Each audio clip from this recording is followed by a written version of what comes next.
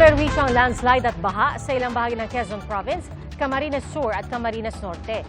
Dahil sa walang patid na ulan, isang bahay ang gumuho. Ating saksihan. Diretso na! Ayun na! Gumuho at tuluyang dumausdos bumaba ang bahay na ito kaninang umaga sa Barangay Kabatuhan sa Labo, Camarines Norte. Kasunod yan ang paglambot ng lupa, bunsod ng walang tigil na pag-ulan sa lugar.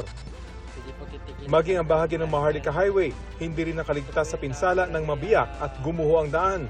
Walang naitalang nasawi o sugatan sa insidente. Maging ang pangunahing kalsada papasok sa katabing bayan ng Kapalonga, nagka-landslide rin kaninang madaling araw.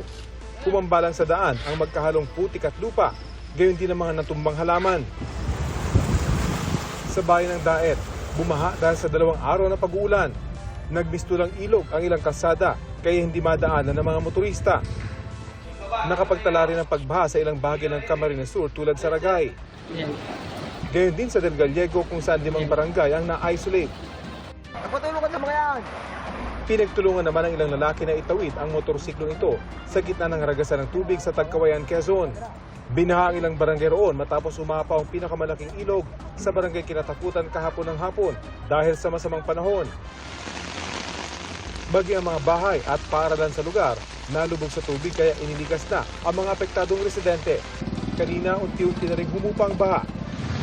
Nakaranas rin ng malakas na ulan at hangin sa Bungaw, Tawi-Tawi kanina. Ayon sa Pag-asa, shear line ang umiiral at nagpapaulan ngayon sa silangang bahagi ng Central at Southern Luzon. Dahil dito, asahan ng pag-uulan sa susunod na 3 hanggang 5 araw sa ilang bahagi ng Isabela, Aurora, Quezon at Bicol Region. Easterlies naman ang nakaapekto ngayon sa ilang bahagi ng Mindanao. Para sa GMA Integrated News, ako si Rafi Timang, inyong saksi. Mga kapuso, maging una sa saksi. Mag-subscribe sa GMA Integrated News sa YouTube para sa iba't ibang balita.